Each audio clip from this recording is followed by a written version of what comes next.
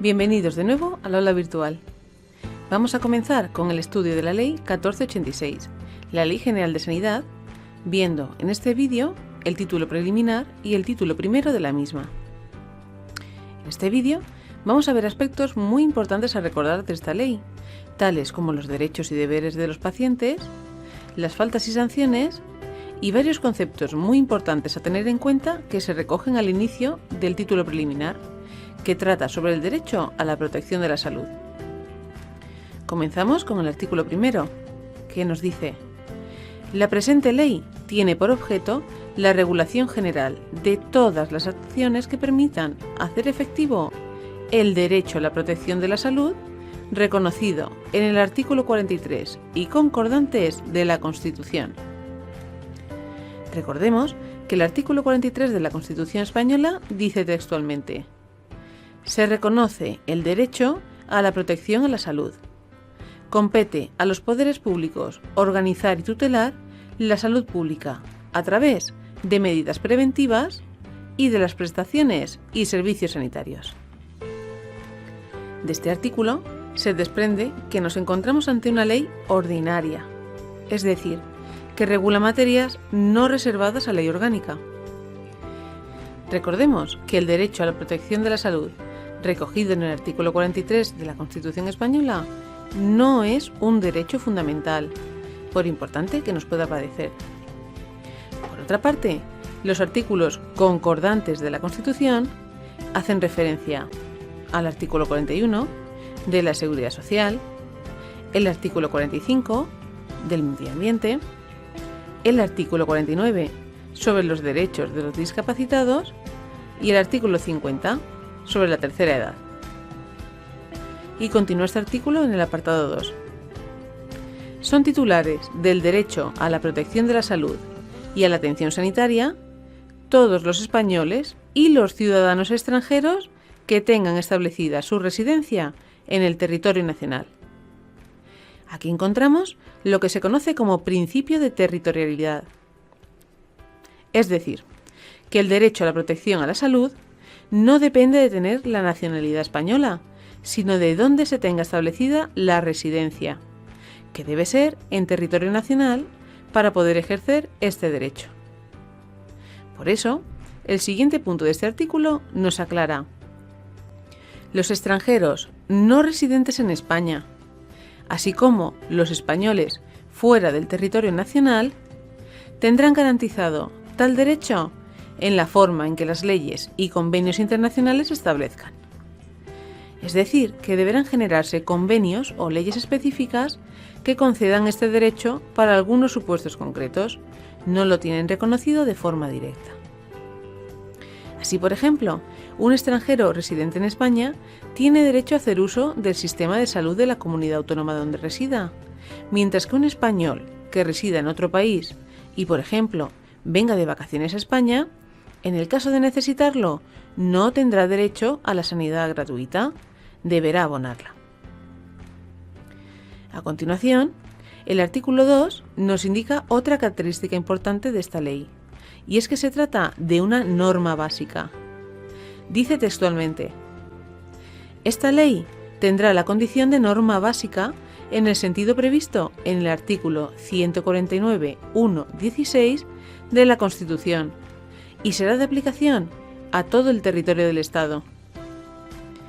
Recordad que el artículo 149.1.16 de la Constitución española establece la competencia exclusiva del Estado para 3 materias concretas dentro de la regulación de la sanidad: la sanidad exterior, la legislación de los productos sanitarios y las bases y coordinación general de la sanidad, que es lo que se recoge en esta ley.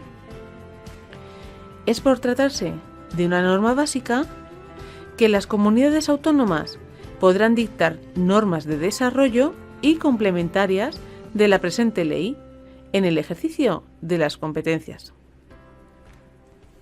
Pasamos a ver el título primero de esta ley, del sistema de salud, que recoge aspectos muy importantes a recordar como los derechos y deberes de los usuarios, los inspectores de sanidad y las infracciones y sanciones que se establecen en materia de sanidad.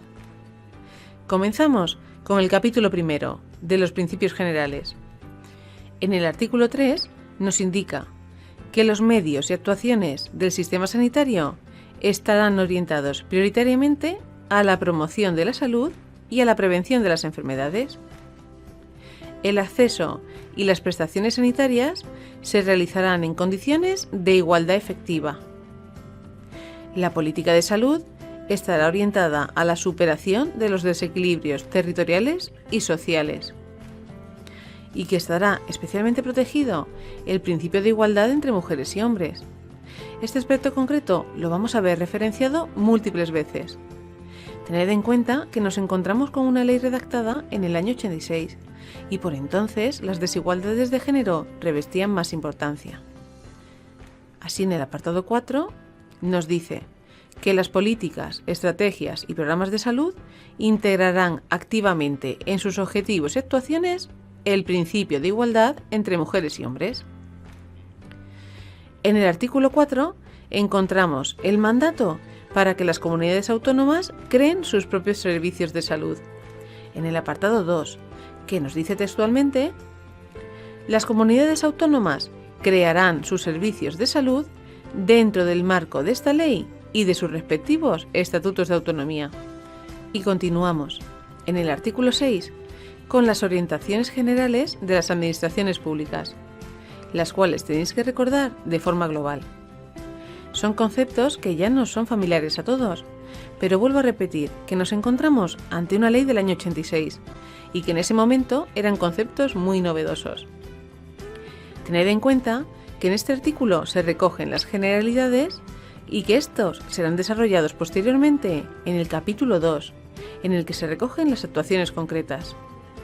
Así pues, las actuaciones de las administraciones públicas sanitarias estarán orientadas a la promoción de la salud, a promover el interés por la salud mediante la adecuada educación sanitaria, a la prevención de las enfermedades y no solo a la curación, a garantizar la asistencia sanitaria en todos los casos de pérdida de salud, a la rehabilitación funcional y reinserción social del paciente y, nuevamente, a la integración del principio de igualdad entre mujeres y hombres.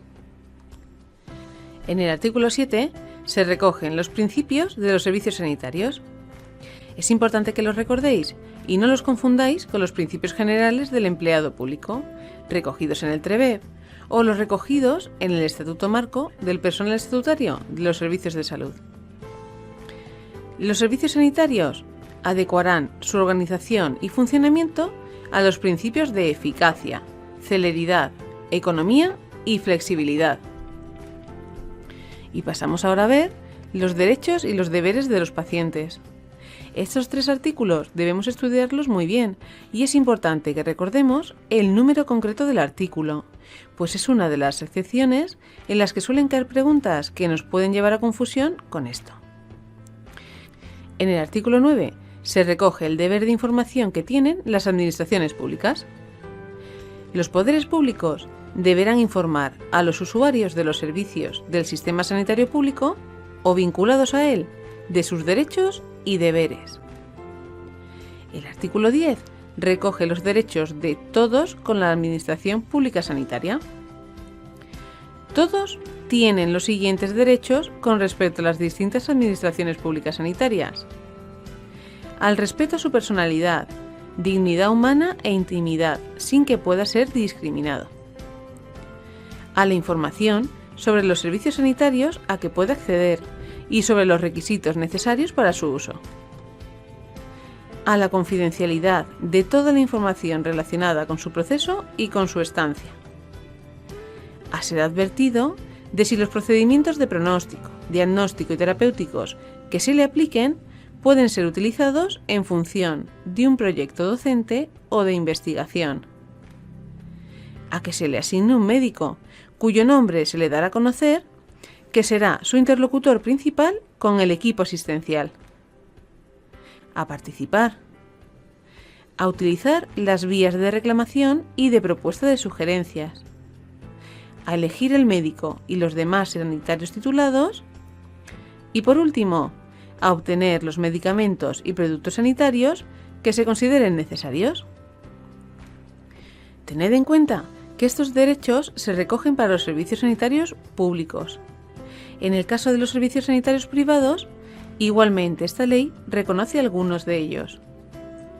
En el apartado 1, el derecho al respeto a su dignidad y a la no discriminación. En el apartado 3, a la confidencialidad de su proceso. En el apartado 4, a ser informado de si forma parte de un proyecto de investigación o estudio. Y en el apartado 7, a que se le asigne un médico como interlocutor principal. Esto queda recogido en el siguiente apartado. Los derechos contemplados en los apartados 1, 3, 4 y 7, pues como veis el 5, el 6, el 9 y el 11 están derogados, de este artículo serán ejercidos también con respecto a los servicios sanitarios privados. Y pasamos a ver a continuación los deberes de los ciudadanos para con los servicios de salud. Recordad la importancia de que memoricéis también el número del artículo, en este caso el 11. Serán obligaciones de los ciudadanos cumplir las prescripciones generales de naturaleza sanitaria comunes a toda la población, cuidar las instalaciones y colaborar en el mantenimiento de la habitabilidad, y responsabilizarse del uso adecuado de las prestaciones ofrecidas por el sistema sanitario. Y continúa el capítulo primero con otras generalidades que también son importantes de reseñar, como son, en el artículo 12, que los poderes públicos orientarán sus políticas de gasto sanitario en orden a corregir desigualdades sanitarias y garantizar la igualdad de acceso. En el artículo 13, que el Gobierno aprobará las normas precisas para evitar el intrusismo profesional y la mala práctica. Este aspecto ha sido preguntado en alguna ocasión. Recordad que es el Gobierno estatal el que aprobará las normas precisas. También ha sido preguntado, y es importante recordar, en el artículo 14, que se garantiza el derecho a la elección de médico en la atención primaria del área de salud. En los núcleos de población de más de 250.000 habitantes se podrá elegir en el conjunto de la ciudad, no solo del área de salud. En el artículo 15 se crean los servicios de referencia, a los que podrán acceder los usuarios del Sistema Nacional de Salud una vez superadas las capacidades diagnósticas y terapéuticas de la atención especializada de su comunidad autónoma. Un ejemplo de estos servicios de referencia son la unidad de quemados del Hospital Valdebrón y la unidad de manos catastróficas del Hospital de Burgos, así como otros muchos a los que los usuarios de los servicios de salud de las comunidades autónomas podemos acceder en las mismas condiciones de gratuidad, aunque pertenezcan a otra comunidad autónoma. Eso sí, una vez que nuestro hospital de referencia considera que no dispone de capacidad para tratarnos, no a nuestra libre elección. Es importante también recordar que estos servicios de referencia serán acreditados por el Ministerio de Sanidad, que es quien determinará para qué casos concretos podremos acceder a ellos. Así vemos en el apartado 2 que el Ministerio de Sanidad y Consumo acreditará servicios de referencia a los que podrán acceder todos los usuarios del Sistema Nacional de Salud una vez superadas las posibilidades de diagnóstico y tratamiento de los servicios especializados de la comunidad autónoma donde residan. Y para terminar con este capítulo, el artículo 16 recoge que las normas de utilización de los servicios sanitarios públicos serán iguales tanto para los pacientes que tienen derecho a los mismos como para los que no tienen derecho, que serán considerados pacientes privados. Un ejemplo de paciente privado serían los extranjeros no residentes en España, que necesitan asistencia urgente, o los miembros de mutualidades de funcionarios. Las normas de utilización de los servicios sanitarios serán iguales para todos, independientemente de la condición en que se acceda a los mismos. Los usuarios sin derecho a la asistencia en los servicios de salud podrán acceder a los servicios sanitarios con la consideración de pacientes privados. Por lo que se refiere a la atención primaria, se les aplicarán las mismas normas sobre asignación de equipos y libre elección. El ingreso en centros hospitalarios se efectuará por medio de una lista de espera única. Y por último, el apartado 3 nos aclara que la facturación por la atención de estos pacientes tomará como base los costes efectivos. En ningún caso, estos ingresos podrán revertir directamente en aquellos que intervienen en la atención de estos pacientes. Y pasamos al capítulo 2, de las actuaciones sanitarias del sistema de salud. Como comentamos anteriormente, este capítulo recoge las actuaciones concretas que desarrollan las generalidades vistas al principio del capítulo 1. Realmente solo es importante que recordéis algunas de ellas, por ser especialmente preguntadas o porque puedan resultarnos curiosas o no sonarnos mucho y caer en el error en el examen de pensar que nos están preguntando por algo que no tiene nada que ver con la sanidad. Así, el artículo 18 nos dice que las administraciones públicas, a través de sus servicios de salud, desarrollarán las siguientes actuaciones. La educación sanitaria como elemento primordial para la mejora de la salud individual y comunitaria, la atención primaria integral de la salud, incluyendo la promoción de la salud y la prevención de la enfermedad, la asistencia sanitaria especializada, que incluye la asistencia domiciliaria, la hospitalización y la rehabilitación, la prestación de los productos terapéuticos precisos, los programas de atención a grupos de población de mayor riesgo y programas específicos de protección frente a factores de riesgo, la promoción y mejora de los sistemas de saneamiento, abastecimiento de aguas, eliminación y tratamiento de residuos líquidos y sólidos, los sistemas de saneamiento y control del aire, la vigilancia sanitaria y adecuación a la salud del medio ambiente en todos los ámbitos de la vida, la planificación familiar, la promoción y mejora de la salud mental, la protección, promoción y mejora de la salud laboral, con especial atención al acoso sexual, el control sanitario y la prevención de los riesgos para la salud derivados de los productos alimentarios, el control sanitario de los productos farmacéuticos, la promoción y mejora de las actividades de veterinaria de salud pública, sobre todo en las áreas de la higiene alimentaria, la difusión de la información epidemiológica, las necesidades de formación del personal al servicio de la organización sanitaria, el fomento de la investigación científica en el campo específico de los problemas de salud, el control y mejora de la calidad de la asistencia sanitaria, el tratamiento de los datos contenidos en registros, encuestas, estadísticas u otros sistemas de información médica y, por último, los sistemas de detección precoz de discapacidades y reducir al máximo la aparición de nuevas discapacidades o la intensificación de las preexistentes. Y pasamos al capítulo 3, de la salud mental, que recoge una serie de ideas generales sobre cómo debe organizarse la salud mental, siempre respecto al concepto de que los enfermos mentales deben ser tratados de forma similar a cualquier otro paciente. Así pues, el artículo 20 nos dice que sobre la base de la plena integración de las actuaciones relativas a la salud mental y de la total equiparación del enfermo mental a las demás personas que requieran servicios sanitarios y sociales, las administraciones sanitarias competentes adecuarán su actuación a los siguientes principios.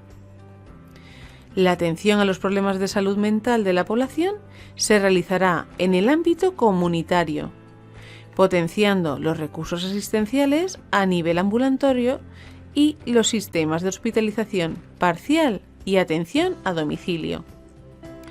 Se considerarán de modo especial la psiquiatría infantil y psicogeriatría, La hospitalización se realizará en las unidades psiquiátricas de los hospitales generales. Se desarrollarán los servicios de rehabilitación y reinserción social. Y se cubrirán, asimismo, en coordinación con los servicios sociales, la atención a los problemas psicosociales. El siguiente capítulo, sobre salud laboral, ha sido derogado por la Ley 33/2011 de Salud Pública, que no es materia de examen. Así que continuamos con el capítulo 5, de la intervención pública en relación con la salud individual y colectiva. Este capítulo trata sobre las actividades, tanto públicas como privadas, que pueden llevarse a cabo y que pueden tener consecuencias negativas sobre la salud colectiva, y cómo se van a establecer ciertas limitaciones que de forma preventiva procuren evitar que se produzcan daños para la salud. Esto se recoge en el artículo 24. Las actividades públicas y privadas que directa o indirectamente puedan tener consecuencias negativas para la salud serán sometidas por los órganos competentes a limitaciones preventivas de carácter administrativo. Y en el artículo 25, que nos dice que la exigencia de autorizaciones sanitarias, así como la obligación de someter a registro por razones sanitarias a las empresas o productos, serán establecidas reglamentariamente. Las autorizaciones sanitarias y los registros obligatorios que se establezcan no resultarán discriminatorios.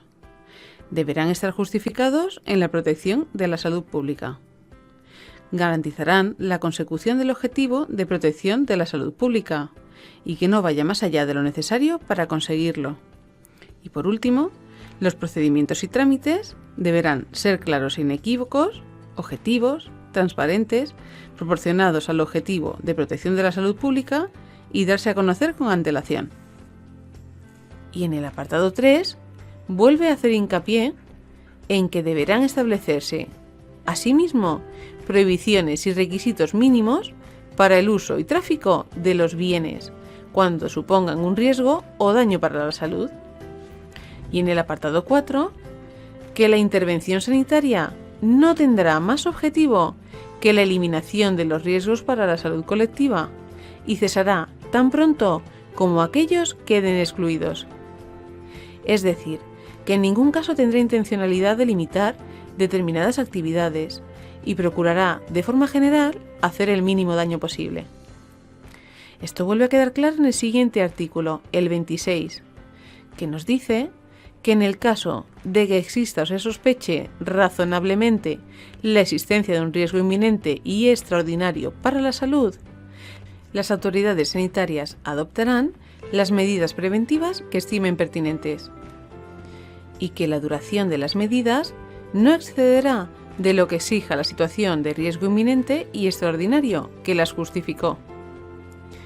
También es importante que recordéis, como nos dice el artículo 27, que dentro de estas actividades preventivas, las administraciones públicas, en el ámbito de sus competencias, realizarán un control de la publicidad y propaganda comerciales para que se ajusten a criterios de veracidad en lo que atañe a la salud y para limitar todo aquello que pueda constituir un perjuicio para la misma. Y continúa este capítulo haciendo una especial mención a la regulación de los centros y establecimientos sanitarios, en el artículo 29.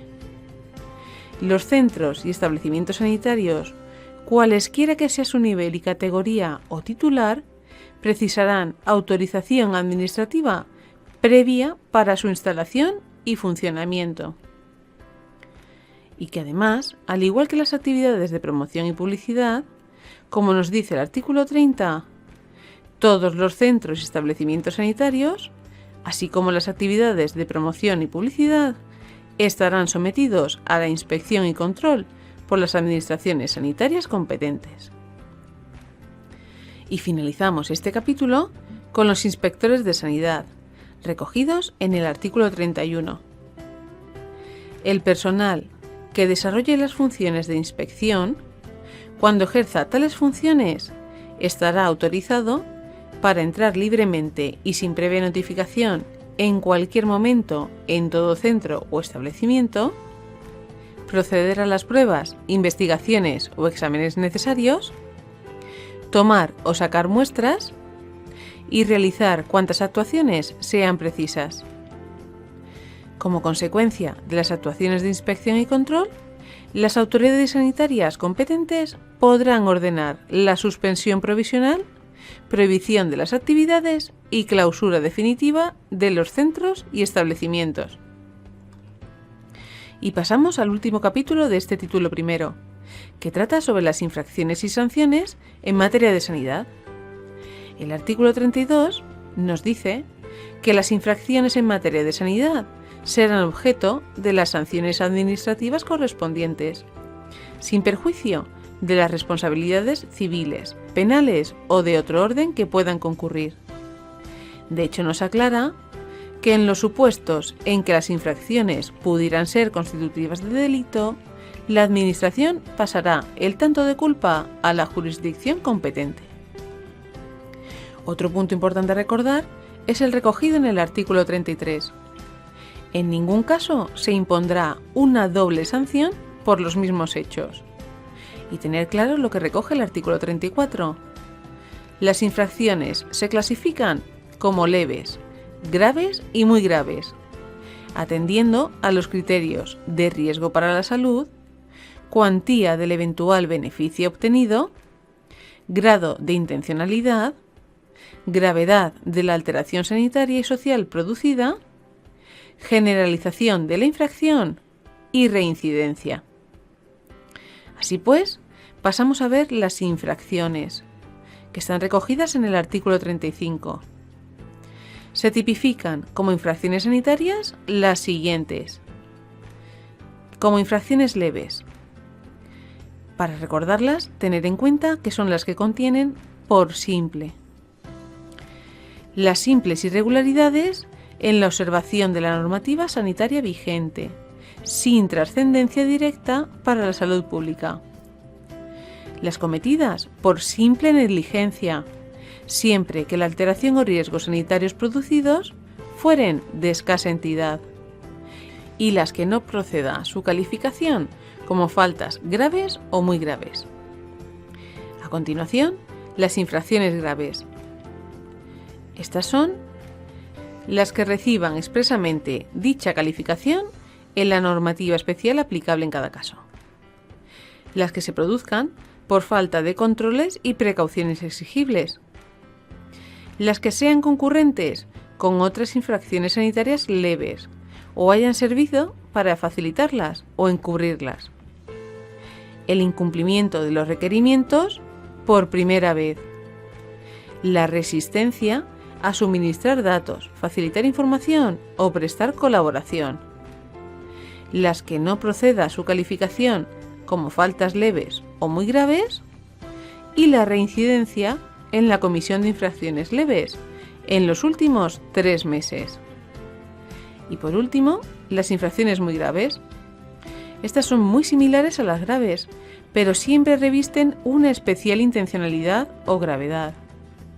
Así pues, son muy graves las que reciban expresamente dicha calificación en la normativa especial aplicable, las que se realicen de forma consciente y deliberada siempre que se produzca un daño grave, a diferencia de la falta grave por falta de controles en las que no hay intencionalidad, las que sean concurrentes con otras infracciones sanitarias graves o hayan servido para facilitar o encubrir su comisión, el incumplimiento reiterado de los requerimientos, a diferencia de la falta grave en la que el incumplimiento ocurre por primera vez, la negativa absoluta a facilitar información o prestar colaboración, en contraposición de la falta grave de resistencia a facilitar información, la resistencia, coacción,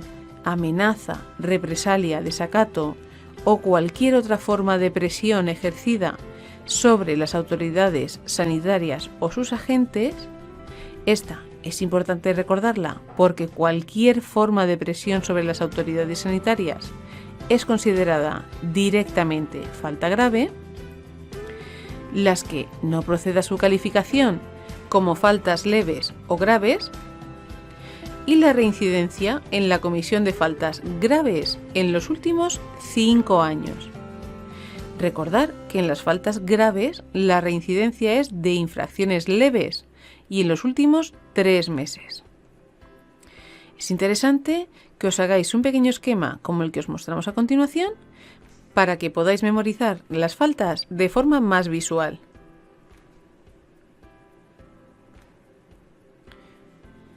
Y continuamos con las sanciones que corresponden a las faltas vistas anteriormente, que van a ser principalmente multas con diferente cuantía económica según la gravedad de la infracción. Así pues, en el artículo 36, para las infracciones leves hasta 3.005,06 euros. Para las infracciones graves, desde 3.005,07 euros a 15.025,30 euros, pudiendo rebasar dicha cantidad hasta el quíntuplo del valor de los productos o servicios objeto de la infracción. Y para infracciones muy graves, desde 15.025,31 euros a 601.012,10 euros, pudiendo rebasar dicha cantidad igualmente hasta el quíntuplo del valor de los productos o servicios objeto de la infracción. Además, en los supuestos de infracciones muy graves podrá acordarse el cierre temporal del establecimiento, instalación o servicio por un plazo máximo de 5 años. Por último, recordar lo recogido en el artículo 37. No tendrán carácter de sanción la clausura o cierre de establecimientos, instalaciones o servicios que no cuenten con las previas autorizaciones, o la suspensión de su funcionamiento hasta tanto se subsanen los defectos o se cumplan los requisitos. Y con esto finalizamos el título primero de la Ley General de Sanidad y este vídeo. Recordaros, como siempre, a modo resumen, los puntos más importantes vistos, que son las generalidades recogidas en el título preliminar, los derechos y deberes de los pacientes, los inspectores de sanidad y, por último, las infracciones y las sanciones. Nos vemos en el próximo vídeo.